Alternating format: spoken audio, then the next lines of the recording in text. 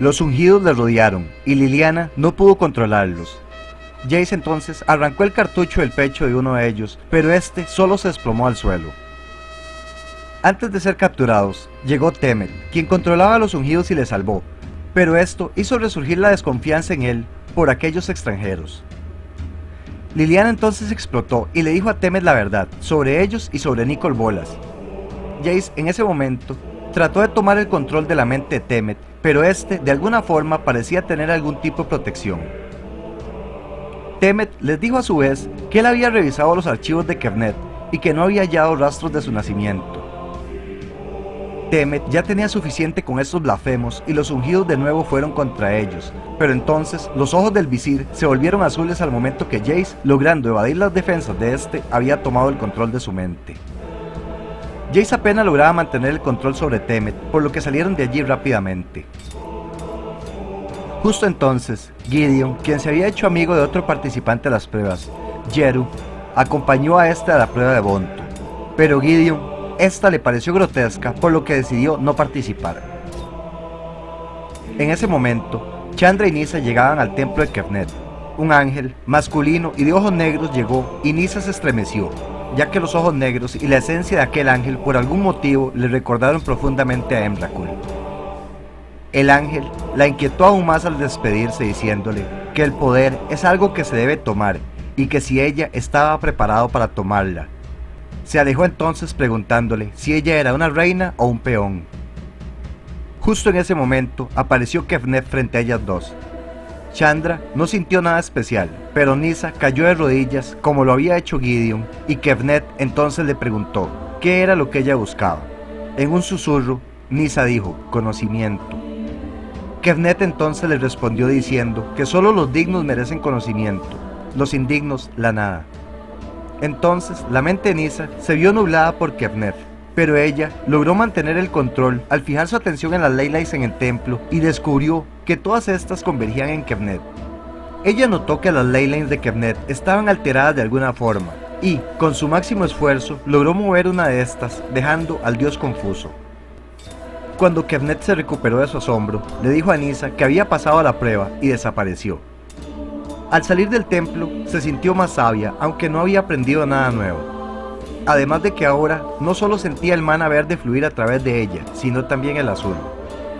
Entonces los miembros de la Gatewatch, guiados por Nyssa, buscaron los sarcófagos y liberaron a los prisioneros, pero justo en ese momento llegó Hazoret.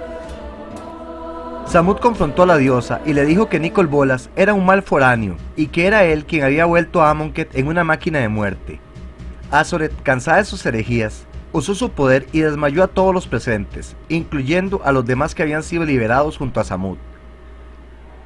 Al despertar, todos se vieron en una gran arena, con cartuchos en sus cuellos que controlaban sus emociones y movimientos. Así, dio comienzo la última prueba, la prueba del sello. Los elegidos de Hazoret debían combatir contra los traidores por su gloria. Sin poder hacer nada, los miembros de la Gatewatch se vieron obligados a combatir, incluso unos contra otros. Aún así, Samut trató siempre de proteger a Jeru, por lo que en cierto punto de la contienda, Hazoret detuvo la batalla y llamó tanto a Samut como a Jeru, hallándoles dignos a ambos. Samut se negó, pero Jeru avanzó gustoso ante la lanza de la diosa, pero antes de que ésta golpeara a Jeru, Gideon se interpuso creando un escudo de mana blanco y Samut se había arrojado para apartar a su amigo del camino. Gideon, maldito es aquel que olvida su pasado.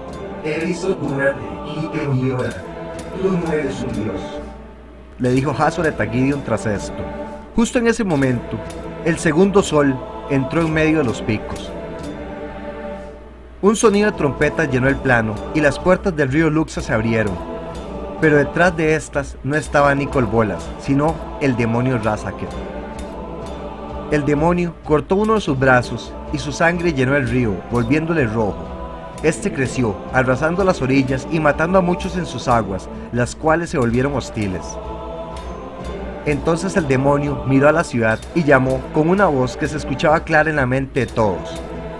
Liliana, sé que estás aquí, no puedes esconderte de mí. El cuerpo de Liliana perdió control completamente y ésta comenzó a avanzar hacia Razaketh, mientras ella pedía auxilio con su mente a Jace.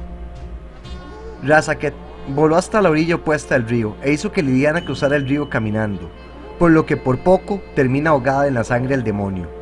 Razaket reía cruelmente mientras Liliana reaparecía casi muerta por el río. «Estás a punto de morir», le dijo Liliana a Razaket y este se carcajeó, pero en ese momento 2 bolas de fuego quemaron la espalda del demonio. Chandra había llegado inadvertida para ayudar a su amiga. El demonio se lanzó contra ella, pero entonces apareció un elemental gigante de Nyssa, quien golpeó al demonio contra el suelo. Furioso, Razaket destruyó al elemental solo para que su espalda quedase en carne viva por el zurral de Gideon, quien junto a Jace se había unido a la lucha. Jace fue por Liliana, y así Gideon creó un campo alrededor de la Gatewatch, lo que permitió a Chandra elevar la temperatura de sus llamas, lo que quemó la piel y las alas del demonio, quien en ese estado ya no era capaz de mantener el control sobre Liliana. La necromaga trató de ponerse el velo, pero Jace se lo impidió, diciéndole que ya no lo necesitaba, pues ahora tenía amigos. Liliana entonces invocó a todos los seres muertos del río, quienes habían fallecido cuando el demonio convirtió el agua en sangre, y así, lagartos, hipopótamos y otras bestias del río comenzaron a atacar al demonio, quien, pedazo a pedazo, fue desmembrado y llevado al mismo río de sangre que había creado. Liliana estaba extasiada, pero sus amigos estaban horrorizados por la crueldad de esta. A pesar de esto, la Gatewatch se reunió para planear su siguiente movimiento, ya que sabían que la llegada de Nicol Bolas era inminente. De nuevo sonaron las trompetas en todo el plano. 3 enormes sarcófagos aparecieron creando un triángulo perfecto alrededor de la ciudad desde fuera de la Hegma. Entonces, el sonido de enormes campanas anunció el despertar de los 3 dioses corrompidos por Nicol Bolas. Los 3 sarcófagos explotaron, y de estas, enormes bestias dioses emergieron. El dios escorpión atacaba todo a su paso, destruyéndolo todo, pero entonces el dios serpiente Ronas le salió al paso. Al principio, sintiendo su naturaleza divina, trató de razonar con él, pero este le atacó, emponzoñándole en una mano. Al ver las intenciones agresivas del dios escorpión, Ronas y él se entablaron en una lucha, y Ronas logró sacarlo de la ciudad, pero el dios escorpión resultó ser más fuerte que el dios de la fuerza. Este logró inmovilizarle las manos y clavó su aguijón justo en la nuca de Ronas, hiriéndole mortalmente. Sin embargo, mientras agonizaba Ronas, este recuperó todas las memorias del pasado, recordando la llegada de Bolas y traspasándole a sus hermanos esta información, con lo que los 4 dioses restantes recobraron su antiguo ser y se dispusieron a luchar, y si era necesario, morir como Ronas por salvar a los suyos. El dios escorpión caminó hacia los otros dioses dentro del Hegma, pero entonces, con sus últimas fuerzas, Ronas canalizó toda su energía en su bastón, el cual se convirtió en una enorme serpiente que atacó al dios escorpión, mordiéndole y oprimiéndole hasta quebrar sus brazos. Mientras Ronas caía, gritó: Muerte del faraón, muerte del usurpador. Aún así, el dios escorpión avanzó de nuevo hacia la ciudad, y junto a sus hermanos, comenzaron a atacar el Hegma hasta que ésta fue destruida. Kefnet quedó horrorizado, mientras que Oketra reunía a las personas y las llevaba al templo en el centro de la ciudad. La Gatewatch buscó refugio, pues ellos vieron la llegada del dios Langosta y sus enjambres. Del otro lado de la ciudad, el dios Escarabajo y una horda de zombies asolaban la ciudad desde el otro frente. Hapatra entonces buscó a Ronas, aún creyendo en las promesas de las horas, pero al llegar y ver a Ronas muerto, no se lo pudo creer. Algo en su alma se quebró. Al ver hacia el cielo, vio entonces a Kefnet perseguido por un coloso el doble de grande que el dios, y entendió que este era otro de esos seres, el dios Langosta. «Debemos ayudar a Kefnet», gritó Hapatra a los suyos, y juntos siguieron al dios. Hapatra llegó con los demás visires de la ciudad, donde Tebet no estaba, y juntos decidieron llevarse a un lugar seguro a los más jóvenes, mientras que los dignos irían a ayudar a los dioses en contra de estos otros dioses. En ese momento, lo último que quedaba de la Hegma desapareció, dejándoles completamente desprotegidos. Hapatra entonces buscó a su mascota, Tuya, un enorme basilisco, y montando sobre ella buscó a los dioses para protegerlos. Mientras avanzaba, gritaba: «Maten a los insectoides, maten a los dioses invasores», y detrás de ella iba una turba de dignos enfurecidos. Se abrieron camino por entre las hordas de no muertos, los cuales estaban recubiertos de Lazotep, un metal celeste de propiedades misteriosas, el cual se usaba para la creación de los cartuchos. Mientras Japatra avanzaba sobre Tuya, pensó con lágrimas en los ojos de lo orgulloso que estaría su amado Rona si la viera en ese momento, lo que le dio aún más fuerzas. Luego de esto se enfrentó a un enjambre de langostas carnívoras, las cuales diezmaron las fuerzas de Japatra, pero aún así, ella logró abrirse camino hasta el centro de la ciudad. Al llegar allí, fue recibida por un gran número de ciudadanos, quienes esperaban alguna respuesta. Estos habían sobrevivido el primer ataque gracias a que habían tenido dos excelentes líderes, Yeru y Samut. Japatra les dijo a Yeru y a Samut que debían ir por los demás dioses, pues Ronas había muerto. Para ese momento los sobrevivientes de Amonkhet tenían muy claro que las horas eran una mentira y que el dios faraón les había engañado, pero al oír que uno de sus amadísimos dioses había muerto, les devastó, pero a la vez les enfureció sobremanera. Samut y Yeru montaron junto a Japatra en Tuya y lideraron el grupo por las calles de la ciudad. Mientras avanzaron, se toparon con Gideon y con Liliana, quienes corrían en otra dirección, y temiendo algo, Japatra les siguió. Al fin, vieron a la distancia a Oketra y a Kevnef, quienes estaban inmóviles como estatuas. Oketra con su arco cargado, y Kevnef meditando sobre ella sin hacer nada más. Japatra les gritó desesperada que huyeran, que ellos debían salvarse y que ellos morirían por sus dioses, pero ninguno de estos dos se movió. Casi llorando, Japatra gritó: «Por favor, Oketra, yo te protegeré». Finalmente, la diosa bajó la cabeza y les habló así: «No es tu deber protegerme, hija de Ronas. Yo soy quien os protegerá a ustedes».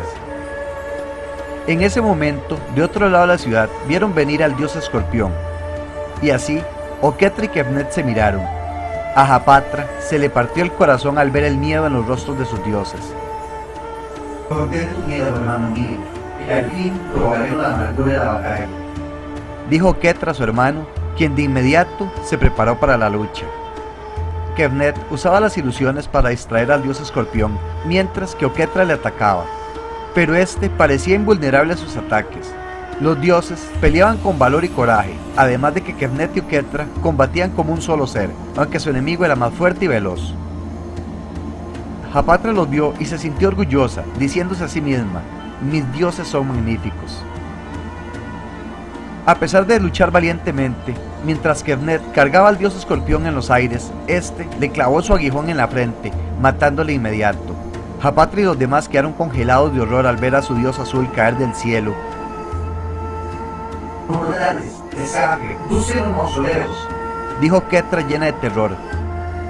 Por un momento todos se preguntaron cuáles mausoleos, pero al ver que Oketra marchaba sola hacia el dios escorpión, todos se dispusieron a defenderla y morir por ella. Japatra, Samut y Yeru cargaron sobre el dios escorpión sobre Tuya, pero este se volteó para matarlos. Entonces Oketra se interpuso y el aguijón del dios escorpión se le clavó por debajo de la máscara, matándolo de inmediato. Al caer Oketra, el dios escorpión perdió interés y se alejó.